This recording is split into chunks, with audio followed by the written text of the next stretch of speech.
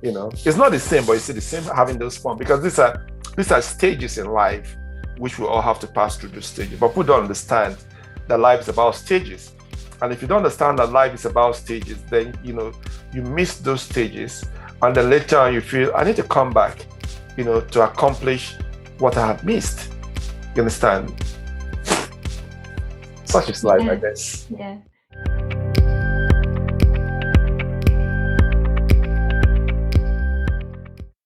Aloha, my beautiful friends on the other side of the screen or in your earplugs. My name is Krista Ralakshmi-Dettan, and I'm coming to you from beautiful San Diego, California.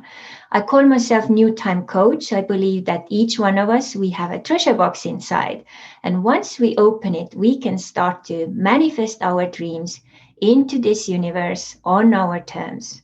And welcome to today's podcast, Abundance in Action, to who we today have a very special guest who is originally actually from Nigeria, has lived all over the world, and who I personally have actually met in Cape Town, and has so many stories to tell that probably our little time is not enough, but we'll try to get the elixir of what Collins has to share. So, welcome to the podcast, dear Colin.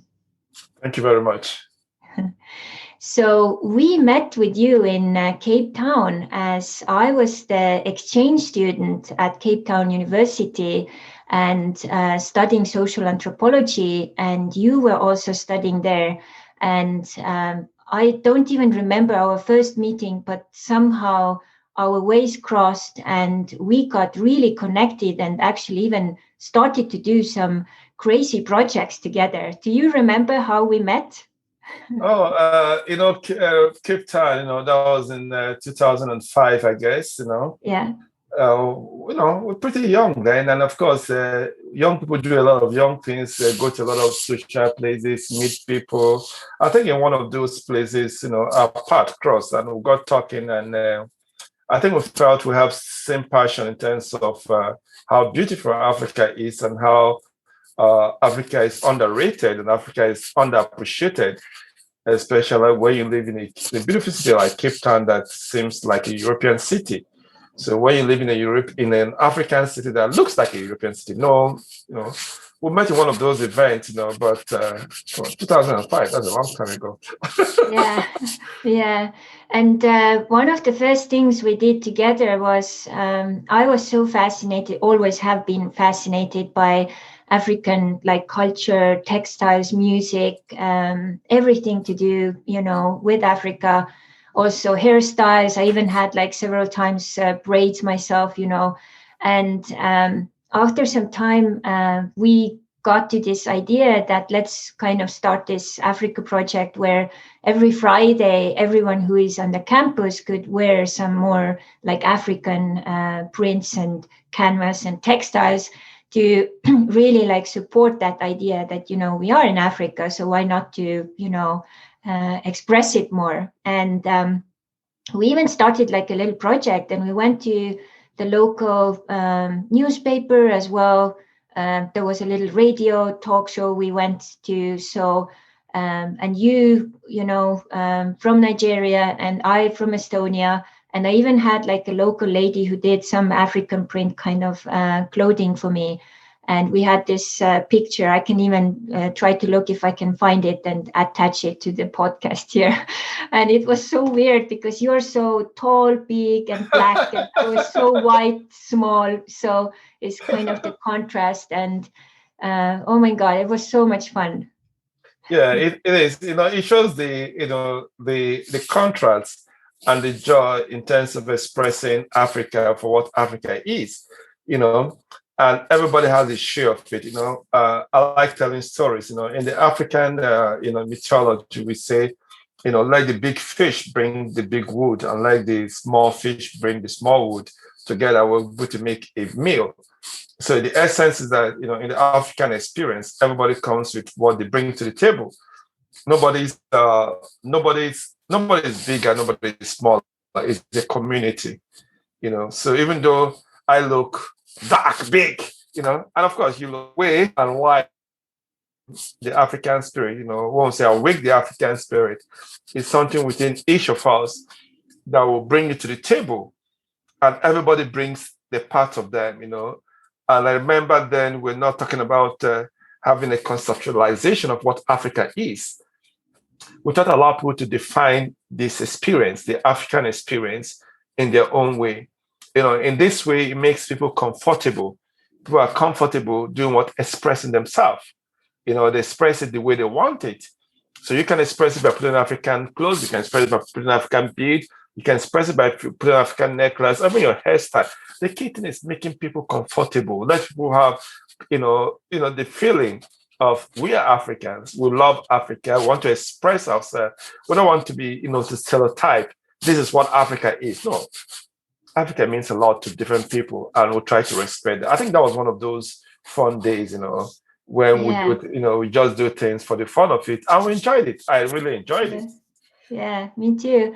And then you actually invited me to the Nigerian student club, where I remember there was one meeting where we had like 50, people from your country, and then I was the only white person there, and I felt so included and so part of it. I almost like forgot that I was white. So it was so amazing. And I remember also there was a time where I got a little sick, and then you and some other members of your club were so worried, and you went out of your way to be sure that I was okay, and checked on me and all of that. And that's also something what I call true African spirit, taking care of each other and checking on each other. So thank you for all of those experiences. It just made that Cape Town experience so much more fun.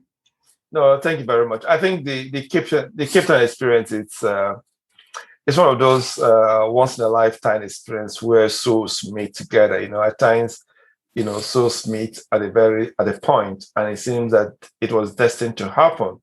Having a white lady and a black guy and other folks, spearheading the African spirit was quite an amazing thing. So I think it's one of those things that was supposed to happen. And and when we talk about community, which is one of the bases of the African experience, it's about caring for everybody, making sure people live to their potential. So if somebody is stepping out of the way, it's our responsibility to see how do we get this person back. And I think and if somebody's not well, if somebody's sick, we have to be able to how do we know this person back? It's a community. If one person is not feeling well, the community suffers, and it beholds on everybody in the community to see how do we get everybody back together. So it was fun, everybody taking care of everybody. I'm glad you enjoyed the experience. Yeah, it was really amazing. I remember because I basically moved after Cape Town straight to Tromsø, which is the northern part of Norway, and within a week once I landed there, I actually already organized an African party because we had so many Africans there. And when they asked who is the organizer of the party, I had my South African outfit, and they said this weird girl from Estonia, and they couldn't make sense of it. It's like, what's going on here? So yeah, beautiful times. But today, we want to also dive deeper into your story and journey. And it's been really amazing.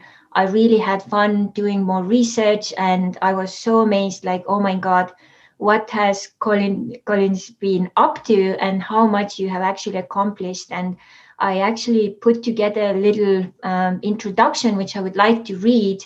And then we can dive into a couple of topics which are also very dear to my heart. So you are born in Nigeria, and you are a world traveler by nature, and your passion for peace and community building, especially through youth, has taken you all over the world. You are very passionate also about civic education, human rights, development, and environmental management.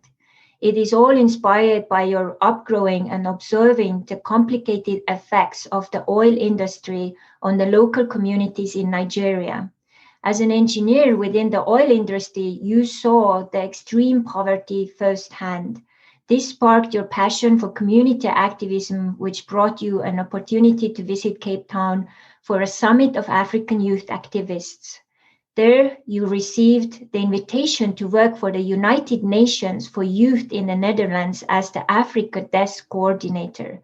You left behind your short-lived career as an engineer and became a full-time peace builder. Your other passion is a new and holistic and dynamic approach to conflict resolution. You also coordinated and facilitated a weekly radio show that ran for 6 years. And Colins, you do not see violence as part of human nature, but as a response to circumstances. And when we go into deeper, like what and how you have studied, that list is like so impressive. So you hold an MA in conflict transformation from Eastern Mennonite University, United States, as well Master in Environmental Management from the University of Cape Town, South Africa. You also hold an advanced certificate in study of nonviolent conflict from the Fletcher School, Tufts University, United States. And you have PhD of University of Toledo, Ohio, which was about theory of social foundations. And in addition, you also have been awarded several fellowships at various institutions, which have further developed your knowledge and expertise, such as Mashhab Fellowship at the Negev Institute for Strategies of Peace and Development in Israel, and a visiting scholarship at the Institute for Study of Human Rights in Columbia University, United States. So you continue to work with African youths, inspiring them to see themselves as architects of the future for their communities and countries. And you say, start with yourself first of all. Peace building is an opportunity to change ourselves. We have to start with ourselves. What a beautiful, introduction and story. Wow, wow, wow. That's amazing. That's my life in a few minutes. Yeah, Colin's life in a nutshell. Yeah. Wow, So, quite a journey. yeah, so how many countries have you visited so far? More than 50 countries, so I've stopped counting. I've been to more than 50 countries. The tragedy, I like to put it as a tragedy or the fun of it, depending on how you want to look at it, is that I've been to more than 50 countries and I've lived in 6. So when I say I've lived in 6, these are countries I've stayed there more than 3 months, 4 months in the place. So those countries is in the UK, the US, Germany, Netherlands, Nigeria, South Africa, US. So basically I've stayed, lived in those countries. Because the difference between when you visit countries and when you live in countries. When you live in a country and you interact with the local, you appreciate the people a lot more than when you're in a tourist, you breathe in for 2 days, 1 week, 2 weeks. It opens my eyes a little bit in terms of appreciating diversity and being able to understand people. Because if you remain in your small enclave and you don't travel, your perspective, your mind is limited to just what you can see. But as you travel and interact with people, you understand the beauty of the world. You understand that people are not that different. People want about the same thing. What we want about the same thing. Everybody wants good life. Everybody wants good, health. But it's just that the way we go about it is different. Once we travel has exposed me and allowed me to appreciate people. So, and it has changed my life. And I see the world because just like in your introduction, I believe we live in a global world where, we're not just each individual, we're all integrated as part of the whole. And once we start thinking of ourselves as part of a whole, then we can make progress in the world. So when you were a little boy, what was your dream? Like who would you like? What did you dream you would like to become? I don't think it was a peace builder per se. No. That's one of the things that today I do a lot of peace building work, a lot of issues in diversity, inclusion, but I didn't start off that way. As a young boy, I was fascinated about, mechanics, machines, engineering, Today I'm still hands-on, I do a lot of things by my hands. So that's why when I left the secondary school, I went to the university, I degree in engineering, because that's something I have a passion for. I never thought about peace building. No, no, no. Uh, it wasn't part of what I was thinking. Again, you see, we have this duality in us where there's something within you, there's that craving within you to have peace in the world. There's that craving within you to help people to be the best of what they are. There's that craving within you to do what? To be able to help. You understand? So I've always had that inkling to be able to help people.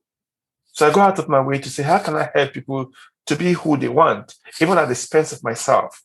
So I've always had that dream of, you want to be help people to live in peace. But I never thought about it as a career. I thought about it as something you do by the side, like a side gig. So while working as an engineer, I was also doing my work.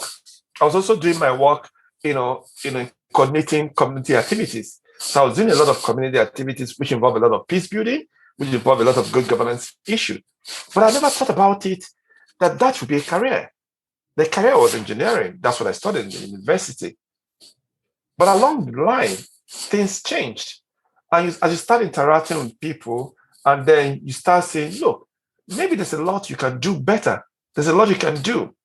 And of course, when we're invited for the African Culture of Peace Conference, in Cape Town, strangely Cape Town, and at the end of the, I think it was a 1 week, 10 days conference, there were about 40 young persons from all over Africa. So we're in Cape Town, we're in Frankfurt for a whole week. We were learning about conflict resolution, peace building. At the end of that 1 week, the organizers of the conference came to me and said, look, Colins, we like your leadership skill.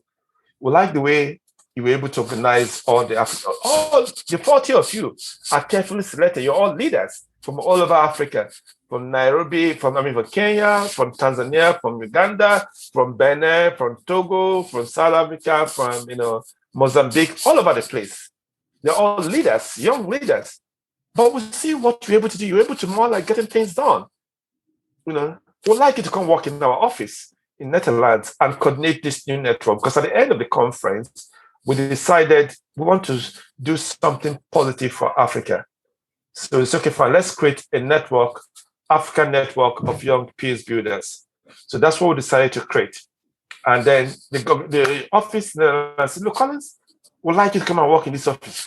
It was just like being a leader, being chosen among your peers, saying, look, we recognize something in you. There's something we see in you. I would think what we see in you, we're able to do or to nurture because we think you're able to offer things. So that's how having peace building as a side gig, something you just do by the side as a free time, extracurricular activity, something you do your free time, your weekend, after work, suddenly it changed. These are some of the mysteries of life. You talk about those mysteries, those changes that suddenly what wasn't supposed to be the main aspect now became the driving force of your career. So that was exactly how it happened, where suddenly you realize that, this thing you're doing by the side, you can actually do it on a bigger scale. You can actually contribute to the life of people. You can actually make things a lot better. And then once we get to that stage, I just could not let go. And that's where I am. Yeah, it feels like really you got connected with that deeper passion, which you probably even didn't know, how deep it was and how wide and so on.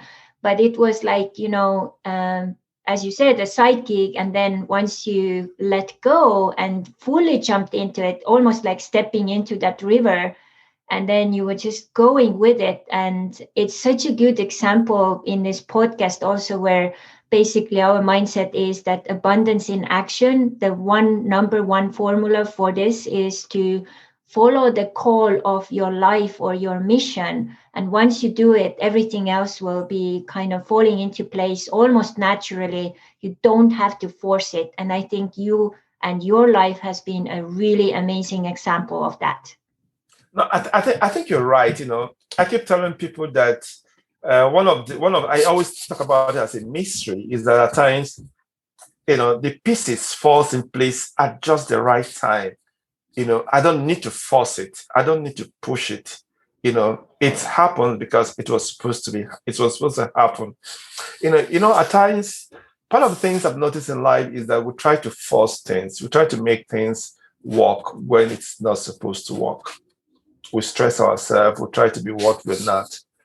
But the beauty of life is that things in its own natural course will always work. So I think, I didn't think about, peace building as a career. I didn't think about it as something I need to do. But some way, it ended up being what I've been doing for the past, I don't know how many years now. So these things do happen. It do happen. And that's why, when I talk to young people, I always tell them one thing. When you're a young person, have fun. Have fun. Do what you need to do. Have fun. Because when you're older, you regret those times you never did what you're supposed to do. Because you're thinking as an old man when you should be a young guy. As a young guy, have fun. When you become an old man, you do what an old man do. Yeah, raise kids and follow your responsibilities, right? Yeah, as you get older, life gets more complicated. When you're young, you don't have, life is free. But as you get older, you realize there's a whole lot of things, and then you're, oh, but I've been doing all this all along. There's a difference. That's why I always tell people, live your life for the moment. While you're here, enjoy it, do what you need to do. And everything has a way of coming into place, has a way, but we just need to find it. Like you said, you need to hook on. And then when the right time comes, it manifests itself. It's not something you need to start fighting and struggling over with, but you need to do your own part because it might be there right there in your face, but because you are not looking, you will not say it. So, you need to also be ready. It's just a question of the philosopher tells the student, that whenever the student is ready, the master will be there to show you the way, to lead you to the light. But the key thing is that the student need to be ready. It's only when the student is ready that the master manifests to lead the student to the path. But if the student is not ready, the master might be standing there, and the student will not even know that the master is there. So everything has to work out at the right time. It's a question of the perfect timing, cosmic timing, the divine timing, the right time, whatever way you want to express it. But at that right time, everything manifests. But you need to be ready so that when it happens, this is what's supposed to happen. Yeah, and it's so much about trust as well. And really, even if you don't know where it goes, you just feel it feels right, it resonates, and it just fuels your mission or passion. And then you just take the next step, and then more amazing stuff happens. And that's really amazing how you also put it. I so believe in all of the same things. And I so also agree with what you said that as a young person, it's time to have fun. And also one of the things I wish I would have done more would have been like, explore more who I am, like, challenge myself, try different things and so on. And because I didn't do it to the full extent as a young person, I had to kind of do it later. So I figured out many of my passions and talents along the way later, but it will save you a lot of time if you do it as a young person. No, you're right. You're right. I think part of the problem, we have is that, or young people have is that a young person wants to behave like an old person. A young person wants to take responsibility of old people. No, for God's sake, you're a young person. Live your age. Have fun. Don't start taking responsibility that you should not. But again, there are life and circumstances that might be different, you understand? And because of those differences in life and circumstances, it also affects how people live their lives. So again, it's not one cap fit all, but I always say young people, look, as a young person. I keep telling you, if I have to live my life again, there's a whole lot of things I'll do. I'll do differently. To be honest, most of the things I'll do differently is have more fun as a young person. you know, Yeah. that's those kind of things. Have more fun as a young person, so that when you're getting older, you look back, okay, no, there's nothing there. I've been there before. But if you've not been there, it's okay. Let me go and try this. But if you tried it before, come on, I've done that before. But like you said, those things you didn't do when you were young, you end up going to do it when you're older. It's not the same, but it's the same having those fun, because these are stages in life which we all have to pass through those stages. But people don't understand that life is about stages. And if you don't understand that life is about stages, then you miss those stages, and then later on you feel I need to come back, to accomplish what I have missed. You understand? Such is life, I Yeah. guess. Yeah. Good advice. So now, if someone is also maybe on the path, also like trying to figure out how to build more peace or bring more peace into their lives or communities, what would be some of the first steps or suggestions you would give to them? As someone who has worked with peace building over 20 years or more now, what would you say those first steps could be? Where could they start? Yeah, the first step I always tell people is start with yourself. You need to know yourself. You need to know yourself, know your limits. If you don't know yourself, you don't know your limits, then you end up, not being as effective or efficient as you should be. So the first point is you got to know yourself. When you know yourself, then you need to know your environment and know your community where you want to intervene. You don't just stumble into a place where you don't know and say, I want to build peace in Estonia. I don't know anything about Estonia. I don't know their culture. I don't know anything about it. It would be like a waste of time, because one, I don't know the people. So the first thing you need to do is to know yourself. When you know yourself, this is what I can do. This is what I cannot do. Then you need to study your environment. What's the environment I'm intervening in? How is it like? Once you know the environment, you try to intervene, and then you ask yourself, what is the need? What do they need? Because you're not going to reinvent the wheel. At times, people go to a community and they cause more problem than solving the problem, because they don't understand the community. They don't understand what the people need. So for me, those are the three or four main points. Know yourself, understand the community you want to intervene. What are the needs of those community? And then most importantly, do they actually want your intervention? Because I think we don't need to kill ourselves. We need to have self-love. We need to love ourselves. It's very important. So when you go to a community, you need to ask yourself, do they want intervention? There's something called non-interference. You need to ask yourself, why should I go into a place and start intervening when they don't want my help? But again, they might not want your help because of ignorance. And in that case, you have some duty to help them to understand. So if they understand and still say, no, we don't want your intervention, then you got to leave. But if you're able to make them understand, no, this is not the right way of doing things, they get a point. Then they say, oh, I think we're right. You're right. Then they want to change, then it's different. I'll give you a story. There was this European that went to an African village.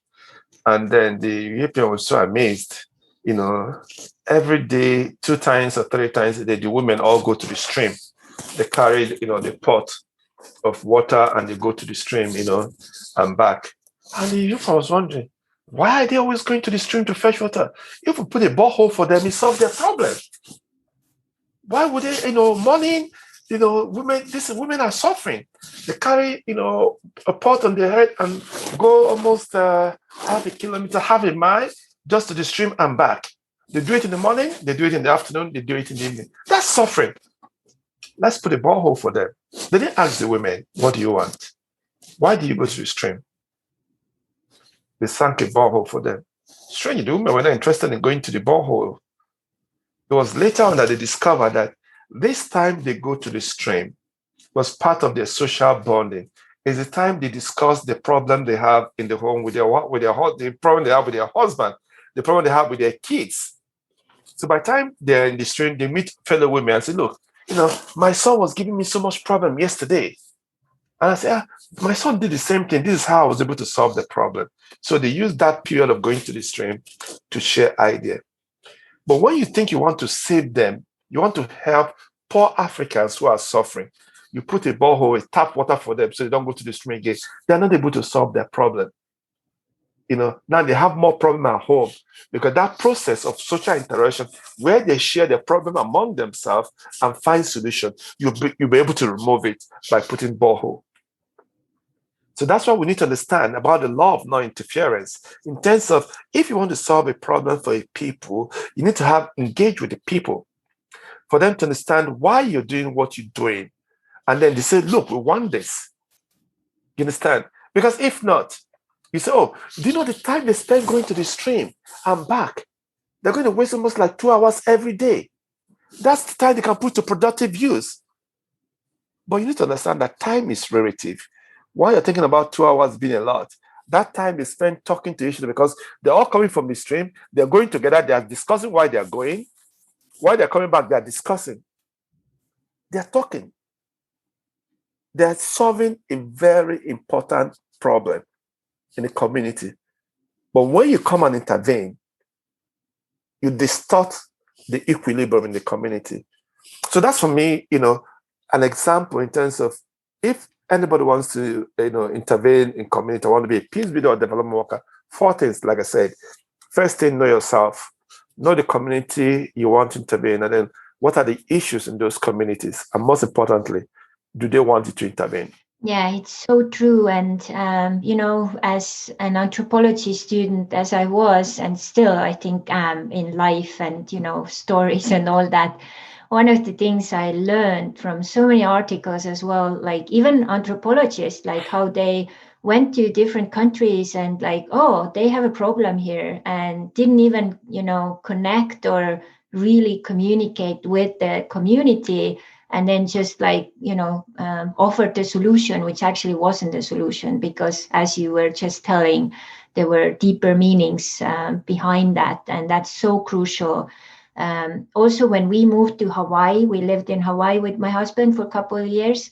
I was very, very careful to even talk about some Hawaii stuff because I wanted to really see like from inside out, like what is this, to live on an island which is so beautiful, really like heaven on earth, and what are the issues and what are the locals actually thinking what the issues are. And it started to uncover its different things, and then starting to see like, okay, where can I contribute and how can I do it in such a way that it is respectful, but at the same time also inclusive and in communication, in dialogue with the locals. And this is what I've seen also so many times also, like, my country, Estonia, has experienced, so many countries have just come and taken us over. And it, of course, has had crucial influences, but maybe also one of the reasons why Estonians are so strong nowadays, that we have had so many troubles and it has really given us that resilience. But I so agree with that point and that story. So thank you for sharing that. And that actually leads us into another of your favorite topics, which is about conflict resolution. And some years ago, nonviolent communication got very popular. I have been to so many self-development classes where that's like one of the core keys, like that's where you start. But as I understand, you have even gone like many more steps further. You have something a little newer, a little more holistic and dynamic approach to conflict resolution. Can you tell us a little more about what this is about and where this one is rooted? Because also the traditional conflict resolution is completely another thing as well. Yeah, and thank you very much. For the past 20 years or thereabouts, the whole of the work I've been doing, it's looking at, how do we actually resolve conflict, within communities. And one of the things I've come to realize is that people are able to solve their problem when they're able to listen to each other. So that comes a lot in sync with what you're talking about, communication. Communication is very important, in terms of conflict resolution. But within the last couple of years, I've been looking at, what we call nonviolent resistance. You understand? So when we talk about nonviolent resistance, talk about how do people who are oppressed are able to ask for a change without being violent. You know, because if you look back in African societies, it's bedeviled with a lot of issues. And how do people who are oppressed stand up? Because again, when you have a problem, there are a lot of people, when you have a conflict, you keep quiet. Keeping quiet now becomes a method of conflict, trying to avoid conflict. But I'm more like looking at people need to be able to speak out their issues. People need to intervene. And because people need to intervene, people need to look at what are the best ways in terms of how we intervene. We have to intervene by more like, it looks a little bit controversial, but people say, is that peace building? Yes, we have the soft part of peace building, and then we have the hard part of peace building. If somebody is suppressing you, how do you end up, solving that issue? So that's where the issue of nonviolent, communication, nonviolent resistance comes in, where people need to be able to organize themselves, understand what is going on, and say what are the best approaches to intervene in that situation. Also, we also need to look at a situation what we call latent conflict, where there is conflict on the below the surface. And because this conflict is below the surface, nobody's seen it. Everybody thinks everything is well.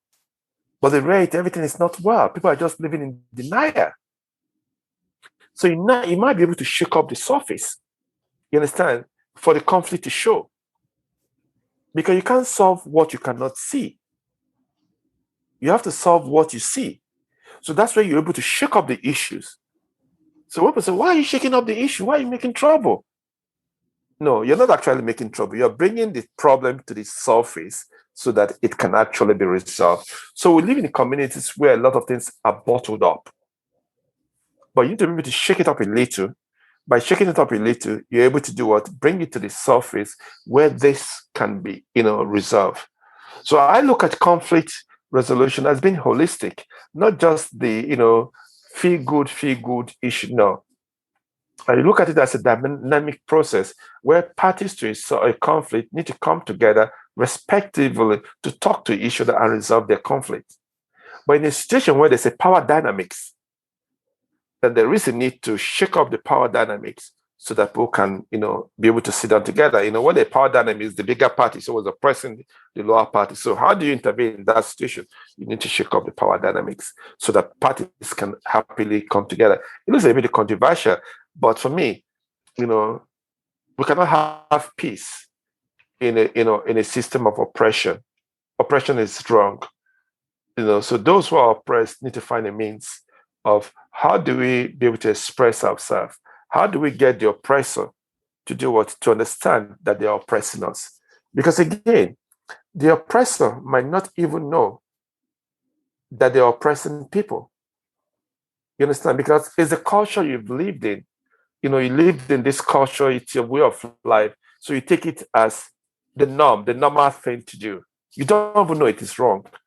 So it is the oppressed who, as an act of love, very important. So the shaking up of the society in order to solve the problem becomes an act of love, because you're trying to help the oppressor to understand that what you're doing is not correct. So by shaking up the system, the oppressed is taking control of their life and helping the oppressor to understand that this is not the way to go. So it looks a little bit, controversial, but it's not controversial. It's a very simple thing. That for you to have peace, parties need to be able to understand how others are feeling. But if you've lived through a system of patronage, a system where this is the norm, then something needs to change enough for you to start understanding that this is not the way it is supposed to be. That's one of most of the things I've done, within the last couple of years, apart from what I'm doing presently, within the last 3 or 4 years, apart from last year, this year, was more like looking at that concept of looking at civil resistance, looking at how do the oppressed people, as an act of love, like Paul Ferrari say, as an act of love, help the oppressor to understand. If you've read the book, Pedagogy of the Oppressed, you know, it talked about that it is the oppressed who will help the oppressor to understand. For me, that's a concept of conflict resolution we need to start imbibing.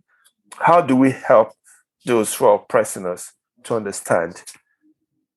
So for me, it's an art of love. Yeah, and what's really interesting with this conflict resolution topic and theme is also, as myself, I was born in Soviet Estonia, so our country was occupied for 50 years. And there were lots of things which were pushed under the surface, like even, the freedom to express, writers were all like blocked in a way. And sexuality, like there were so many things which were like completely oppressed in so many ways. And when we became free, which actually happened, I don't know if I ever told you that our second independence actually came through a singing revolution where 100,000 people came together and we became free again. So after that, basically living outside of Estonia, I can still feel those remnants or leftovers of that oppression, which comes through the cultural codes and cultural ways of how I was raised, even though I'm, right now living in San Diego, United States, it's a free country. It has lots of freedom, so many more, maybe even what Estonia has still. But those cultural leftovers or codes of that oppression and conflict, which was hidden most of the time, are still kind of showing their ugly heads at times. No, you're right. We're a product of our society, and our society has a very big influence in our lives. So no matter how I might want to say we're reblated, we've moved, we still carry some of those baggages because it's part of the things that make us who we are. It's only by time we keep walking, that we're able to say, how do we entrangle ourselves, remove all these baggages we carry to make ourselves a lot better person. So you're right. It's a baggage we carry because we're a product of our society. We can't run away from it. Yeah.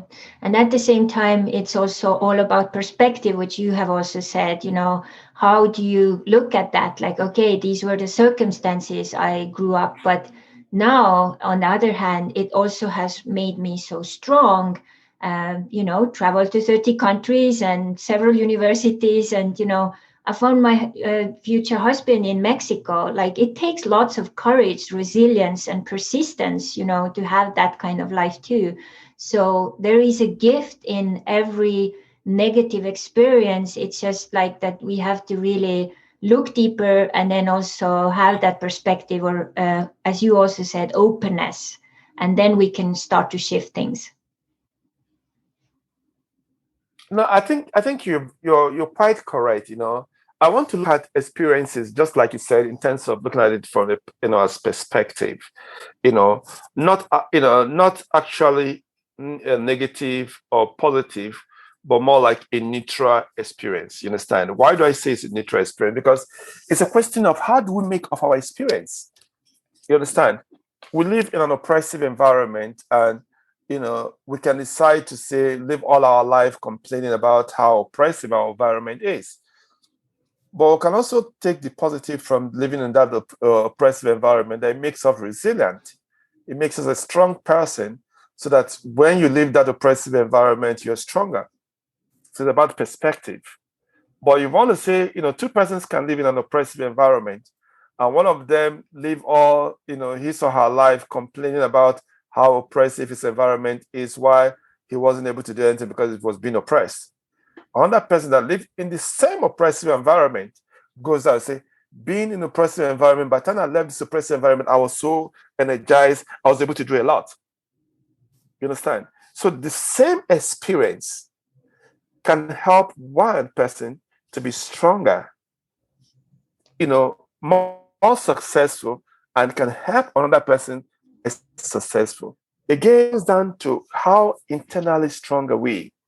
You understand? We need to start developing ourselves to be strong mentally, to say, how do we take that situation is and make it into what we want? I keep telling young people when I meet people is that every experience builds you into who you are. It's a question of how are you reading meaning into that experience? Are you reading a positive meaning into the experience, or you're reading a negative meaning into it? Are you using that experience to define yourself and to limit yourself, or you're using that experience to build yourself?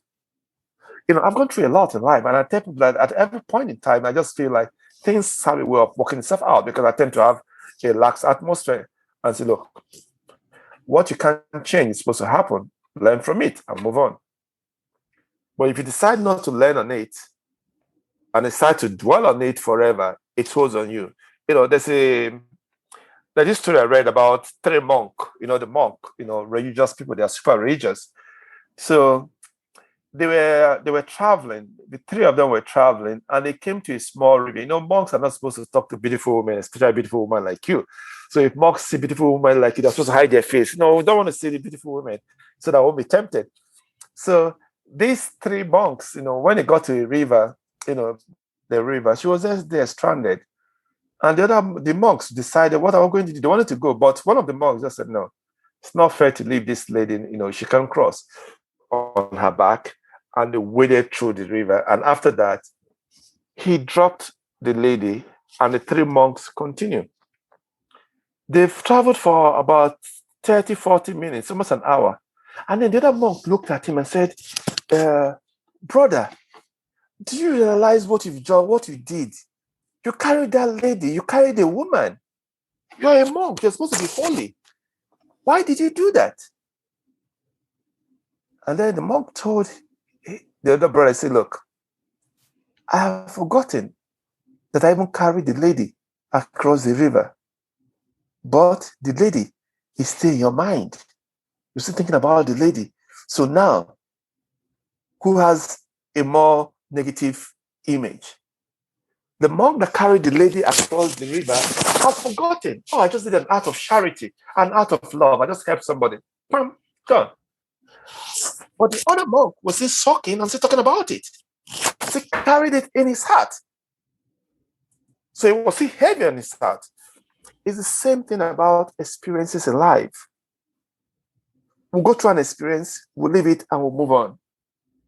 But if you allow it to hold on to you, it becomes a baggage that you carry that prevents you from moving as fast as you can. But the option is strictly up to you. What do you want to do? Do you want to move on, or do you want to keep complaining and holding on to your baggage? We all have options. It's a question of what do you want to do. And like, the English adage says, the way you make a bed, the way you lie on it. So you want to keep on carrying your baggage.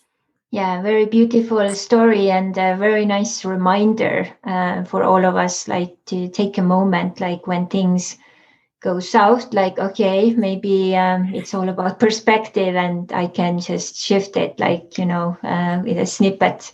So really, really simple tool. So all of our listeners and viewers, thank you for watching. And as always, please give us your like, comment, and also review on our Facebook page or iTunes.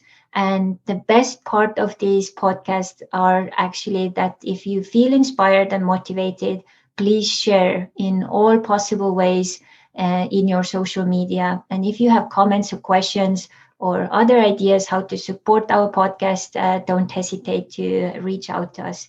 And all the best luck to you, Colins, with all of your projects. And thank you so much for your time and presence. Thank you. It's a pleasure connecting with you again. It looks like back in those days in Cape Town. It's such a lovely time. Looking at your face and your beautiful smile reminds me about those good days. Thank you for inviting me, and it was quite an honor and a privilege to share these past few minutes together. Thank you very much. I appreciate it. Thank you so much for watching today's episode, and I hope and know that it must have been really interesting and inspiring. And because it was a little longer, we will also have part 2 coming up very soon. So please stay tuned, check out when the next one is up, and as always, like, share, review, and enjoy. Mahalo.